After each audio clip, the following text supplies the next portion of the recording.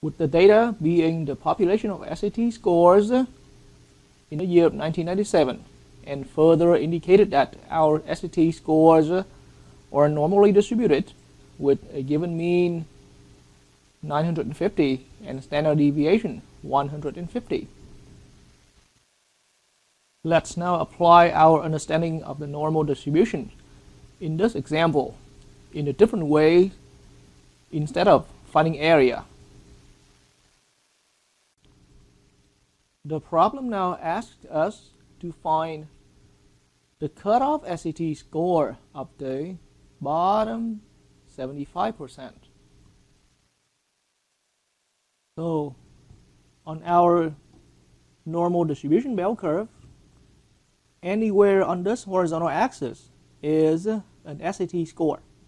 So the cutoff SAT score, we have seen that back in the day. We have seen this concept of a cutoff back in those time when we were viewing the video on the standard normal distribution. But a cutoff SAT score here simply is just some score.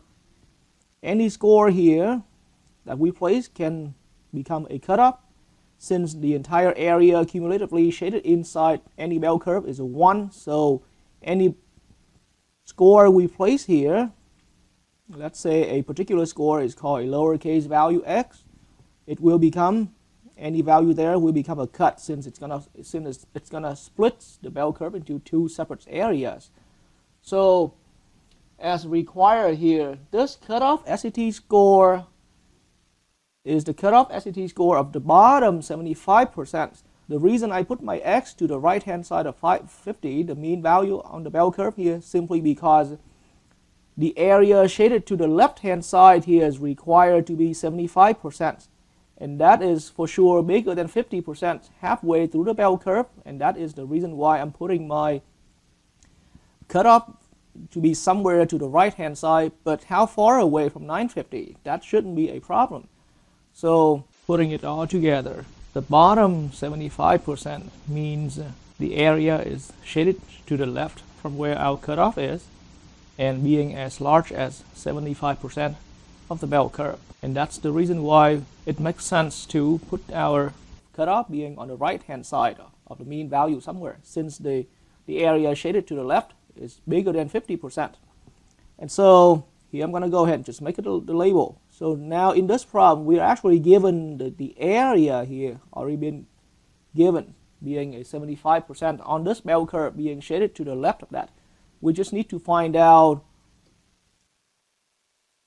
what value of x is this. That's simply a different way to interpreting the question. And so first thing to start, I am going to find out from where my cutoff is how much area is known. So left area here, and this problem has already given us the area shaded to the left of the cutoff value we're looking for, and so this 75% is our left area, and we simply put that as a decimal. So 0.75 is our left area. And so make clear in this problem that we are not looking for how much an area, how big an area is. We're actually looking for now as a plan, once the area is given to be that big, 0.75, how far or where should we put our value to have that much data or that much area to the shaded to the left. And so I introduced back in the video lesson where I was introducing the standard normal distribution, then along the video lesson there I also introduced the INVZ program. So the INVZ that I wrote served that functionality where it converts an area, supposedly this area being regarded as an area to the left of some z-score. Then we are going to invert that area to come back with a z-score. So after running our INVZ program, my INVZ program, then on that given area, then we should be expecting a z-score, and that z-score here as a plan for now is to be the corresponding z-score of our value x. But keep in mind that INVZ program is simply one program I wrote for my own convenient use, and as well as for my students to use.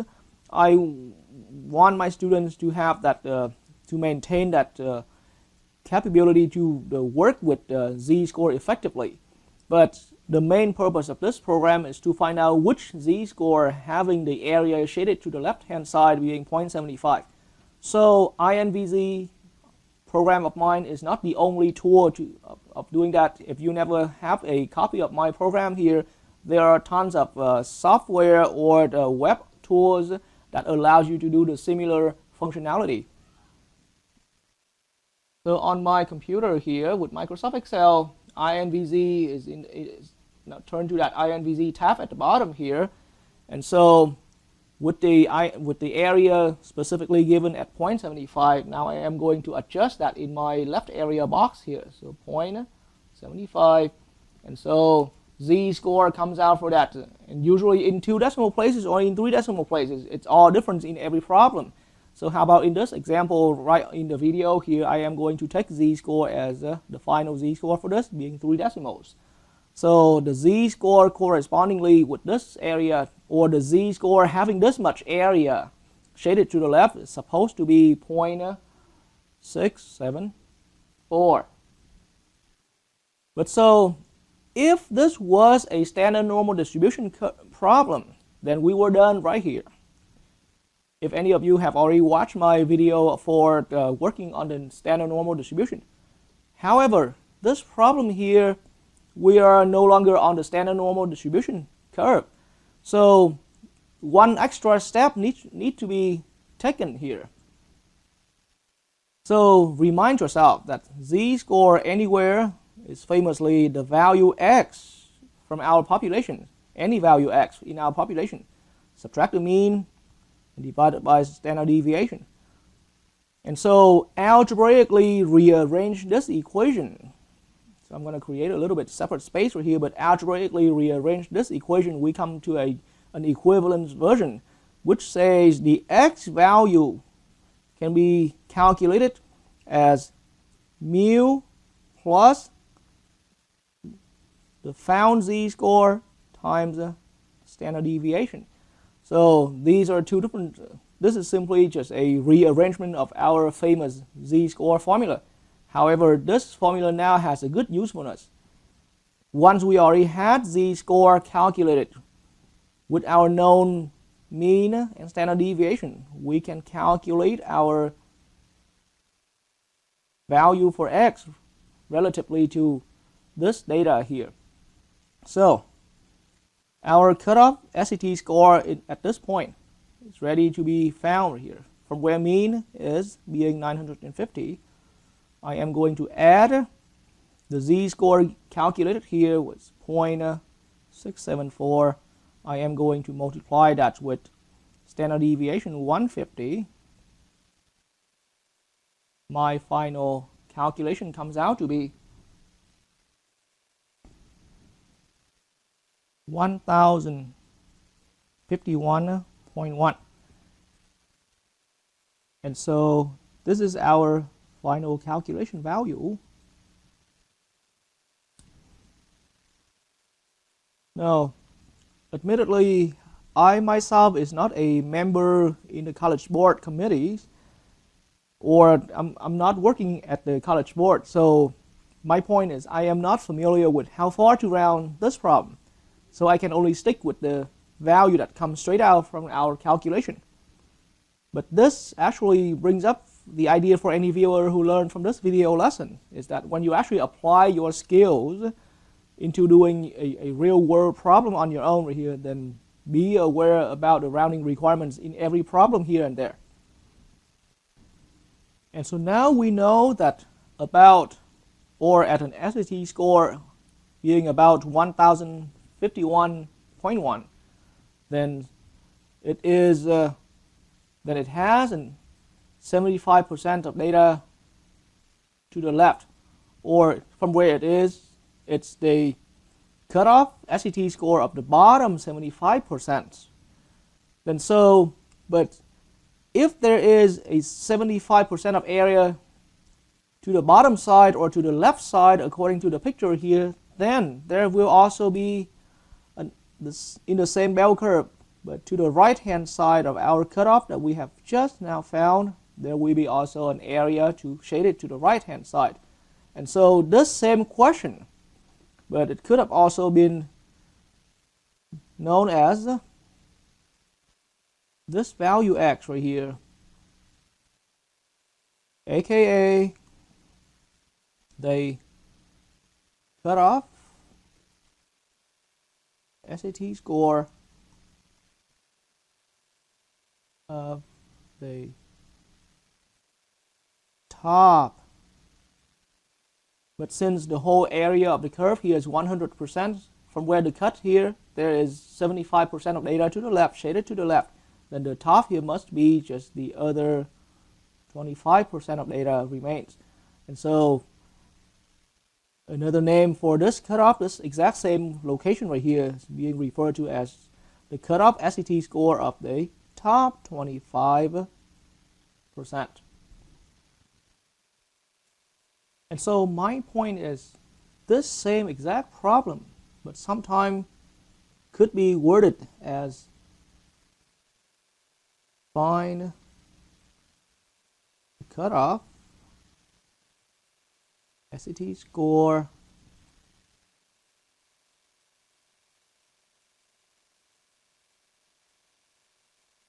of the top 25%. Pretty much the same question, but instead of wording it as the bottom 75%, sometimes the exact same problem could be worded as finding the cutoff SAT score of the top 25%. So the only fundamental we keep is that anywhere our value is on this horizontal axis, there will be an area shaded to the left. So our first responsibility is to find out how big the left area to that cutoff is. And so if we were starting this problem from scratch, then the left area, the step where we were finding left area, need to take slightly more steps a little bit. But out of 100, which is always full area inside a bell curve, we're going to subtract the area shaded to the right hand side, in this case given to be 25%. So 100 minus 25%, that gives us how big the area to the left, which is a 75 here. And then that area to the left of our cutoff, now found to be 75, is going to be rewritten as in decimal 0.75. And the rest of the later steps, we're going to find the z-score by running some tool, either using my INVZ program or some web tool to invert an area back to a z-score. And then once we have z-score, we use this calculation to come back to the final value of the cutoff where it should be. The same data with descriptions being given here. Now we have a problem that is asking us to find the 90th percentile or find the 90th percentile of SAT scores.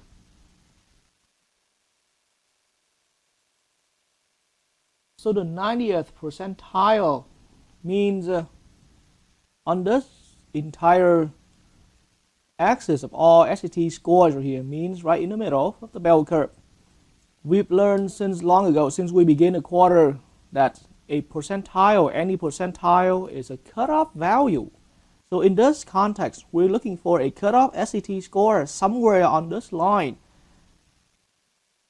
that has, so an SAT score needs to be looked for that has 90% of other SAT scores below it. And so in the way how I just now described the true understanding of the percentile, I need the area shaded to the left-hand side of my cutoff to be 90%. So this is right now, currently we call this the 90th percentile. as according to our definition, a percentile is a cutoff value where it has that percent of other values falling below it. And so that's why here I'm generally describing that as my 90th percentile. But so connecting with what we have just learned earlier in the earlier part of the video, then this is also known as, or aka, the cutoff SAT score of the bottom 90%. And once we understand the true meaning of a percentile in our entire continuous random variable data, then the work to find the actual cutoff or the value of the actual cutoff here will become quite simple. And so having x here being the 90th percentile, what it means is the amount of area to the left, or I call that as a name, left area, right out of the box, 90%. And we don't really need to do any math work. And that is in decimal 0.9. And the next step now is now we know that this is the area to the left of a given value on our bell curve. We need to now figure out, with the area shaded to the left being this big, then what z-score corresponding to our cutoff is that. So to find that, I use my INVZ program, but as I said many times, there are many other programs out there, either as a web tool or as a software program, that allows you to invert an area to the left to find out what z-score that is. And so in my own INVZ program, 0.9 gives me z-score rounded to 3 decimals, 1.282. And so now the actual value, the actual SAT score being the 90th percentile, or being the cutoff score of the bottom 90%, must be from where the mean value is, 950. I am going to add the z-score that we found, 1.282, and multiply with standard deviation of the bell curve, 150. Final calculation will come out being 1,142.3. And like I said, I'm just using a value that comes straight out from the calculation, but be aware of different rounding requirements in every problem here and there. But as an actual interpretation on this particular example question here, then if SAT scores in that year are being truly as described here in the year of 1997, then whoever in that year earned the SAT score being 1142.3 for the SAT score in that year, then that person would be above 90% of the other test takers of that year. And that's a true interpretation of what this value means in our real world application. From the data, with descriptions being given here, now we have this question asking us to find the cutoff SAT scores of the middle, 80%.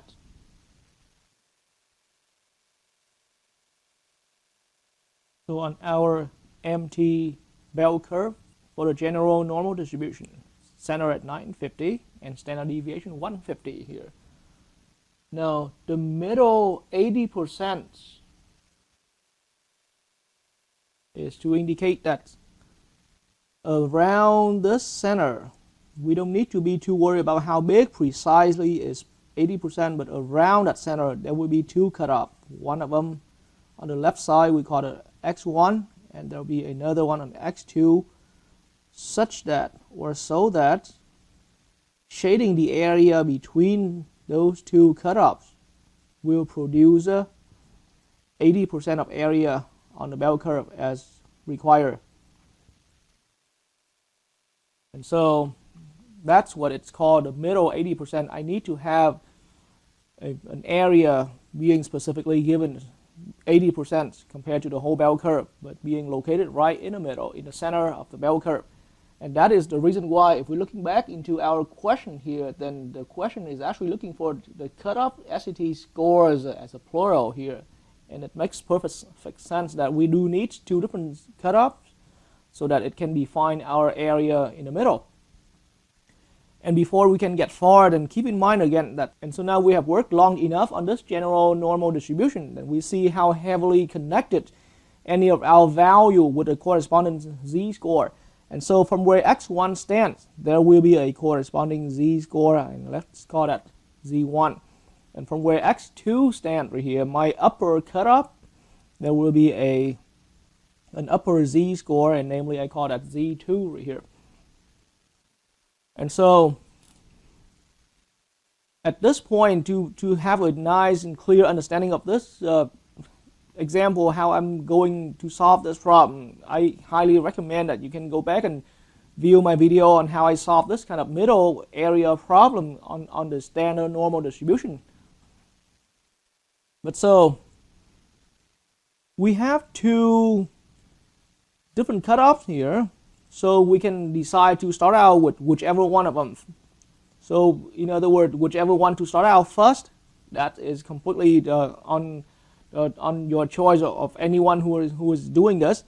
I here choose to start out always, in my own experience, I choose to start out with x1, since the area to the left is a little more direct to find. And also remind yourselves, after we learn about the standard normal distribution, any value on the bell curve has an area shaded to the left.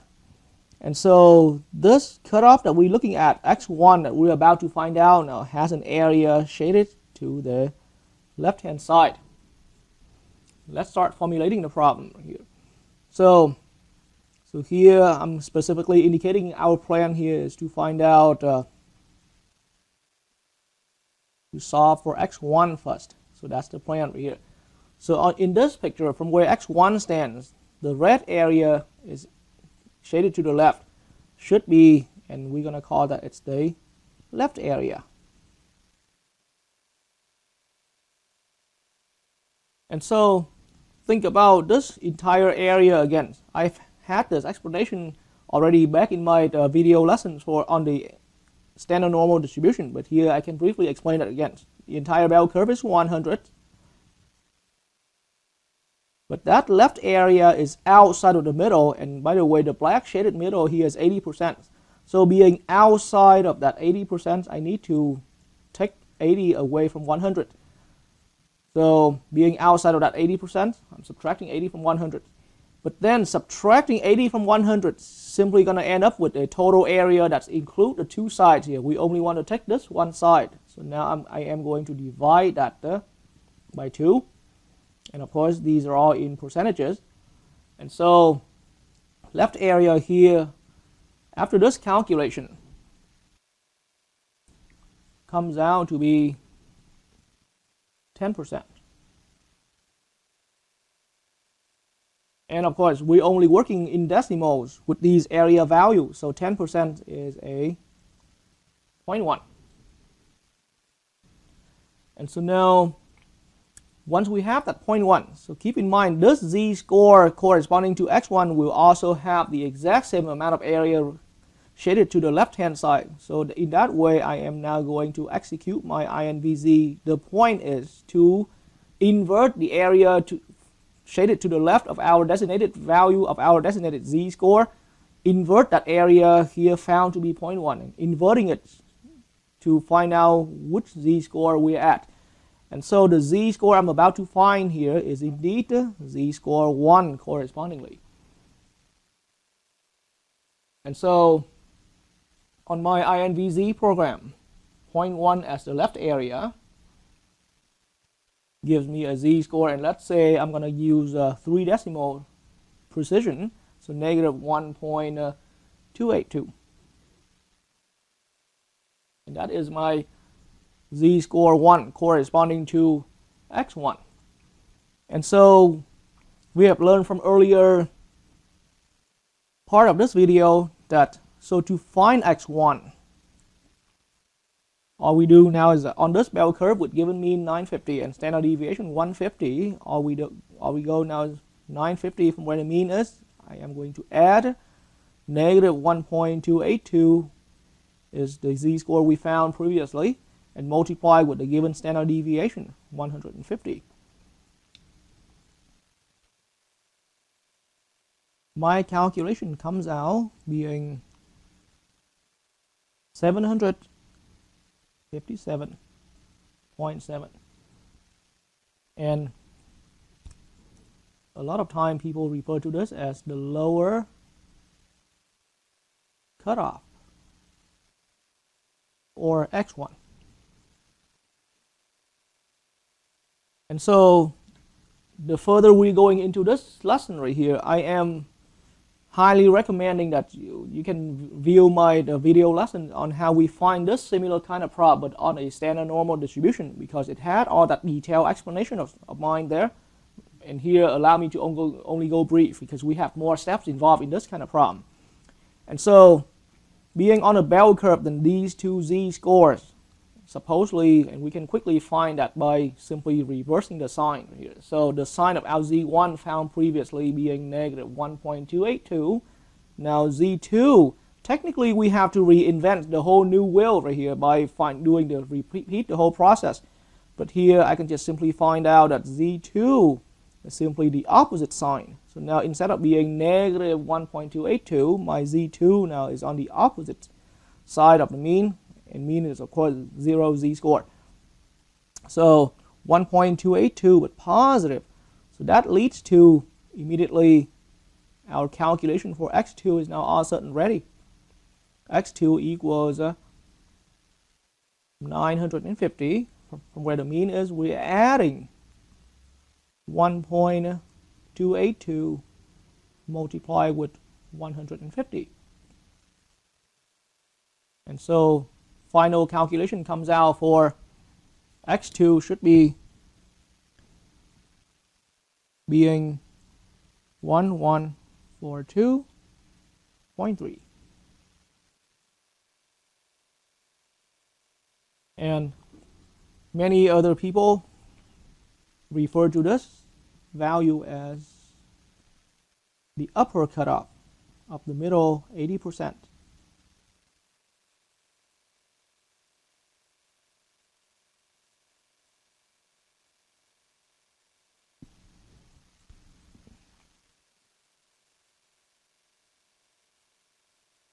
And so the same problem, but in case anyone start out by finding x2 first. So for x2 as starts,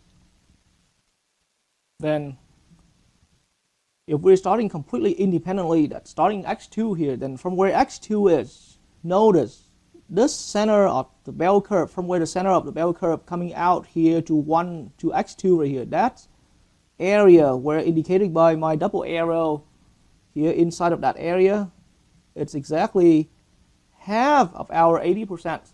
So that area there being shaded there is 80%, but cut it in half.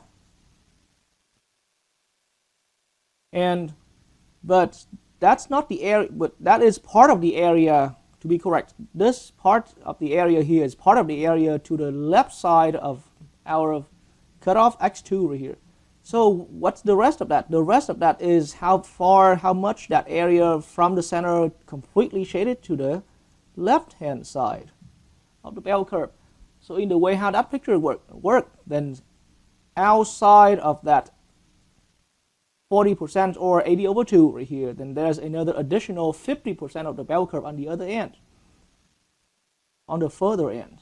So now 50% added with 80%/2. And once again, we call all that amount of area accumulated there, okay, the left area. And so in this case, calculation comes out to be 90%, or in decimal, the more preferred form, 0.9.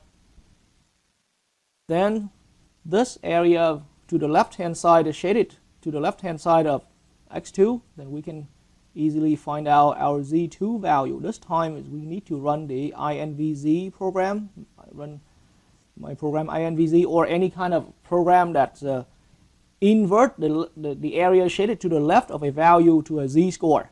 So here the area shaded to the left of my z-score is 0.9, and inverting that area through the invz program, I'm gonna come up with my value. Z2 here comes out first being, so back into my invz program. Now if I'm using 0.9 for my z-score, for my left area, I mean, then the z-score here would come out being positive 2.8, and let's use 3 decimals here. So z2 now we found first, and that's 1.282. So x2 now is our next destination. It's going to be found by, from where the mean is 950, we adding 1.282 we found previously. Multiply that z-score with the standard deviation 150, and the answer here once again. And of course we have seen that in the earlier part of this video. So here it's just going to be repeating of that value. So 1142.3. And once we found our starting, which is in this case the upper cutoff, then the other value. So now for x1, then the z-score, finding z-score step is as simple as flipping the signs. So here our z2 that we started was a positive 1.282, then z1 in this case take full advantage of the bell curve being symmetric. Then z1 simply just going to be negative 1.282, and that saves us from doing all the calculation. And so now once we have z1 nailed down, then our x1 value will be found by the formula 950 plus the negative z-score we found, negative 1.282, but multiply with 150. And calculation came out for that was 757.7. And once again, this is the lower cutoff, and this is the upper cutoff.